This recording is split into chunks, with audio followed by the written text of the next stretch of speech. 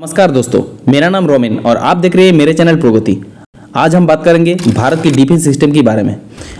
पूरा दुनिया में जितने सारे देश है उनमें से ताकतवर माना जाता है अमेरिका, रशिया और चीन को। और इस ताकत के पीछे कारण है उसका डिफेंस सिस्टम, क्योंकि ऑल ओवर द वर्ल्ड में ये तीनों देश सबसे ज़्यादा डिफेंस इक्विपमेंट सप्लाई करते हैं। और इसलिए आज हम बात करेंगे भारत के डिफेंस सिस्टम के बारे में। मेक इन इंडिया के तहत भारत भी डिफेंस सिस्टम को मजबूत बनाने की कोशिश कर रहा है। पहले देखते हैं भारत के वीर जवानों के बारे में। पूरा दुनिया में दूसरा सबसे ज़्यादा सेना भारत में है और चौथा पावरफुल देश भारत। भारत के जवानों को तीनों भागों में बांटा जाता है, आर्मी, एयरफोर्स और नेवी, जो कि इंडियन आर्म्स फोर्स के अंदर आता है।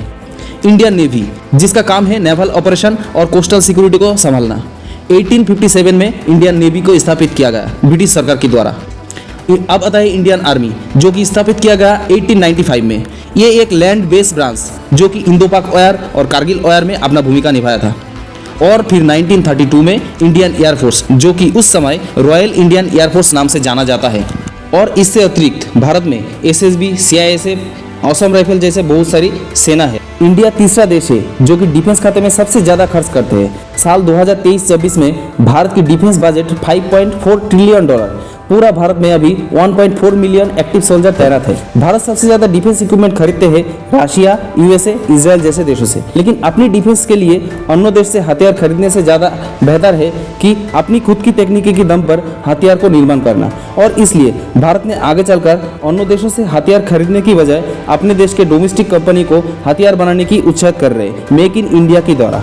भारत की डिफेंस इक्विपमेंट में डेवलपमेंट को देख के ऐसे लग रहा है कि भारत आगे जाकर अमेरिका की तरह दुनिया में कई देशों में अपने हथियार एक्सपोर्ट कर पाएगा। भारत के पास अभी करीबन 160 न्यूक्लियर वायरहेड बताया जाता है, लेकिन ये आंकड़ा चीन और पाकिस्तान से कम है। भारत के पास अपनी न्यूक्लियर वायरहेड के द्वारा जमीन, पानी और हवा, ये तीनों माध्यम से दुश्मन की सीमा तक आघात हान सकता है। इसके बाद बात करेंगे भारत के जमीनी ताकत के बारे में। और इस फील्ड में भारत के पास 4600 मेन बैटल टैंक और 2500 से ज़्यादा इन्फेंट्री फाइट व्हीकल्स, 1500 से ज़्यादा रॉकेट लॉन्चर और 300 की करीबन पिनाका बैरल मौजूद है, जो कि आगे जाकर और भी बढ़ सकता है। और भी कई सारे आर्मी की अटैकिंग और डिफेंसिव इक्विपमेंट भारत में है।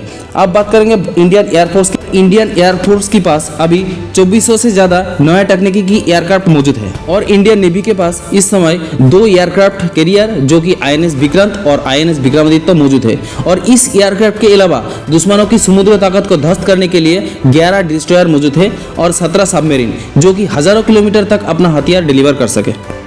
अगर मेरे चैनल की वीडियो अच्छे लगे तो जुड़े रहे मेरे चैनल पे, लाइक, कमेंट एंड सब्सक्राइब कीजिए। मिलते हैं अगले टॉपिक पर।